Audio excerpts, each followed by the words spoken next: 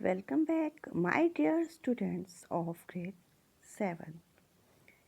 We are doing the sixth chapter of history, and in the last video, we have studied about the different types of towns: administrative towns, temple towns, port and trade towns.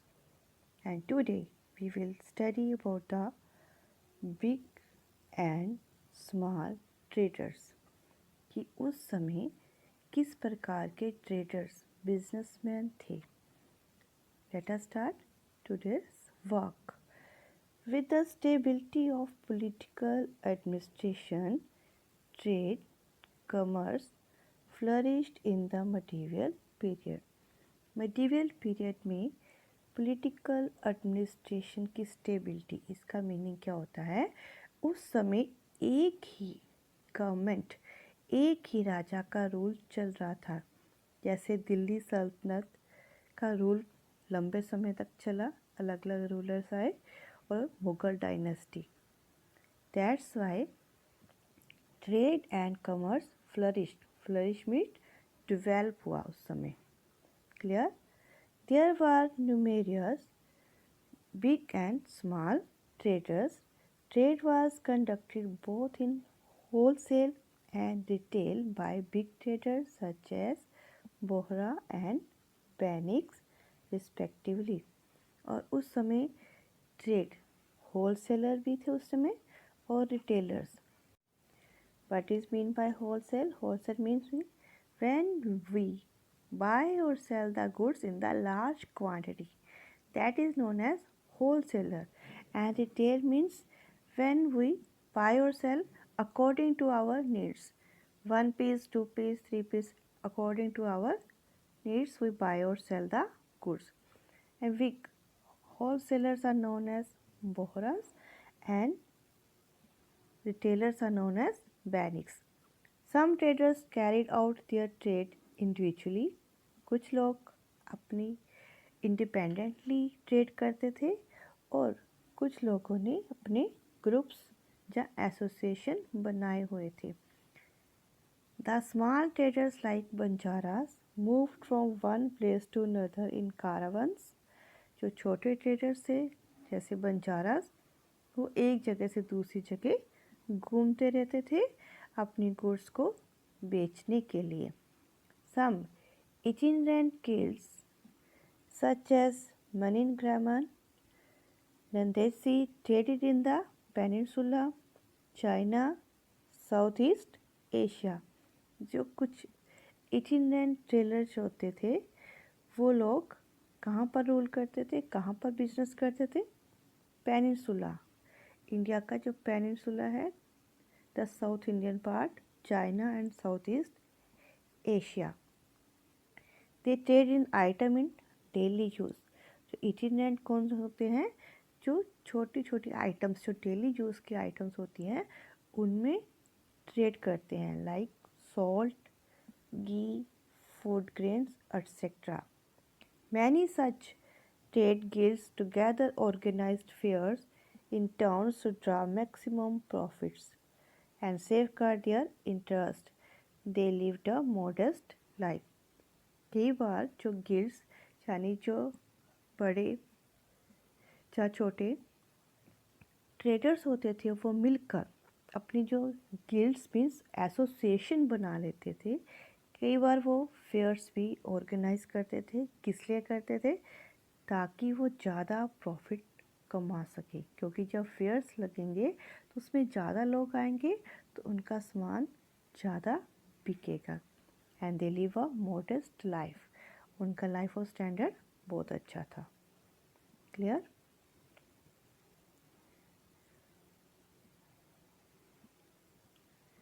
The big traders or trading communities in medieval India, like the Marwadi, Oswal, Chettiars, Bohra, Vanyas, Muslim Bohras were quite affluent and dominate the trades.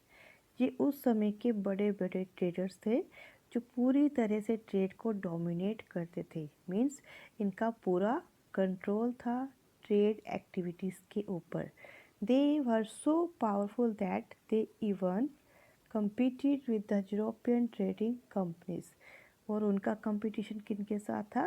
European trading companies, means जो Europe से trade करने India में आए थे. Nevertheless, by the 18th century, they had to succumb to efficient naval force of European trading companies.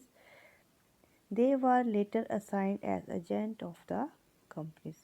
पर धीरे धीरे जैसे जैसे यूरोपियन ट्रेडिंग कंपनीज ज़्यादा आती जा रही थी, उनकी नेवाल फोर्स भी काफ़ी एफिशिएंट थी, जिस कारण से वो थोड़ा पीछे रह गए और बाद में वो उस कंपनी यानी जो यूरोपियन कंपनीज थी उनके एजेंट की तरह उन्होंने काम करना शुरू किया.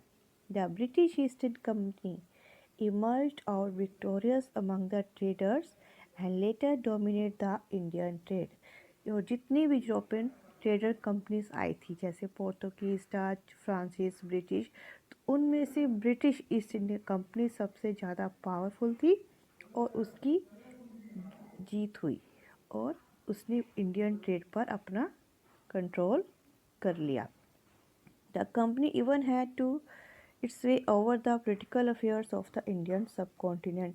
और ईस्ट इंडिया कंपनी ने धीरे धीरे इंडिया के पॉलिटिकल अफेयर्स मीन्स उनकी एडमिनिस्ट्रेशन में भी इंटरफेयर करना शुरू कर दिया.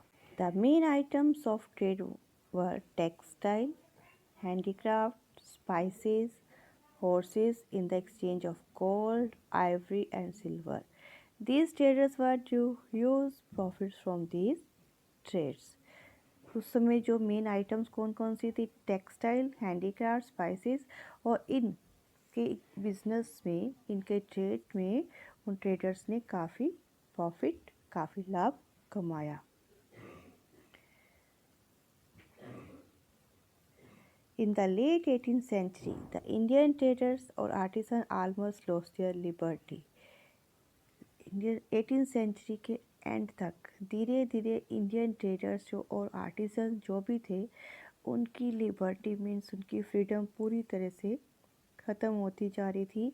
पहले वो अपने अकॉर्डिंग डिज़ाइन करते थे और ट्रेड करते थे. Now they were supervised by the company agent to disperse their work. अब क्या हो रहा था? ईस्ट इंडिया कंपनी का पूरा कंट्रोल हो गया था ट्रेड के ऊपर, जिस कारण से उनको उनके अकॉर्डिंग ही काम करना पड़ रहा था. Clear? The east India company control the traders of the new cities like Bombay, Calcutta, Madras. जो बड़ी सिटीज़ थी बॉम्बे, कलकत्ता, मद्रास, वहाँ पर पूरा कंट्रोल ईस्ट इंडिया कंपनी का हो चुका था. They resided in the bigger mansion away from the marketplace, unlike smaller traders who lived in the small mansion in the marketplace. जो बड़े बड़े ट्रेडर्स थे वो मार्केट से दूर और बिगर मैंशन में रहते थे, मीन्स उनके हाउसेस बड़े बड़े थे. जो कि छोटे ट्रेडर्स थे वो मार्केट के आसपास ही रहते थे. Now the craftsmanship of India. India का क्राफ्ट्स कौन कौन सा था जो उस समय फेमस था? There were excellent craft person in India during the material period like weavers, metal workers, carpet makers, jewellery designers etcetera.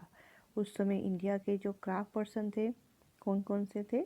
Viewers यानी कपड़ा बुनने वाले, मेटल वर्क्स अलग अलग तरह के मेटल्स जिससे जो अलग अलग तरह मेटल से अलग अलग तरह का क्राफ्ट डिज़ाइन करते हैं, कारपेट मेकर थे, ज्वेलरी डिज़ाइनर्स थे.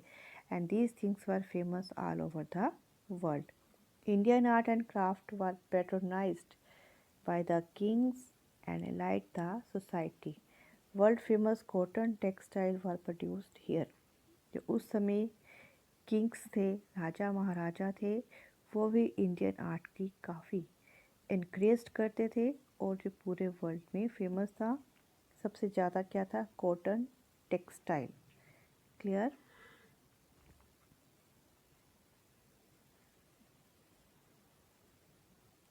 India also excelled in the stone cutting and in making ornaments of ivory, pearls and diamond. इसके अलावा इंडिया किस में ज़्यादा एक्सपर्ट था? Stone cutting. Stone cutting means stone को कट करके जैसे अलग अलग तरह के टेम्पल्स बनाते थे, स्टैचू बनाते थे. और आइवरी ऑर्नामेंट्स, हाथी दांत से उन्होंने अलग अलग तरह की ऑर्नामेंट्स, ज्वेलरी डिज़ाइन करते थे. पर्ल एंड डायमंड्स की ज्वेलरी बनाने में काफ़ी फेमस था. Bengal was famous for production of silk textile. Bengal किस फेमस था? सिल्क टेक्सटाइल की, सिल्क से बने कपड़े में फेमस था. Dhaka muslin was a fine example of silk. Malabar in Kerala was famous for its colored and printed cloth material called calico.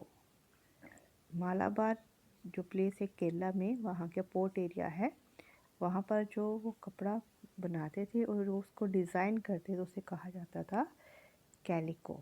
वो भी काफ़ी फेमस था. In the Mughal and the Deccan courts palampore was popular.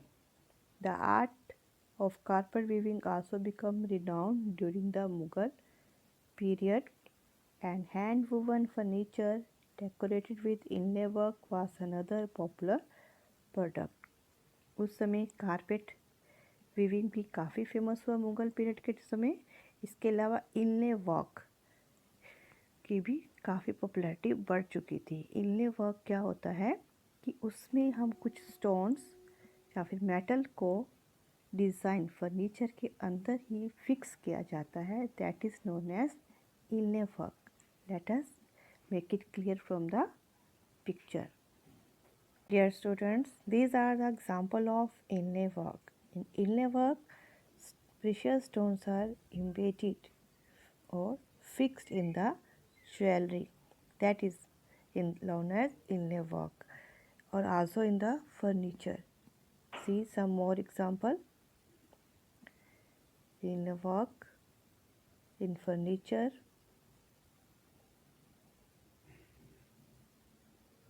Clear? And this is example of hand woven furniture that are famous during the medieval period. I hope all of you understand about this chapter. Towns, traders and the craft person. Thank you for watching the video.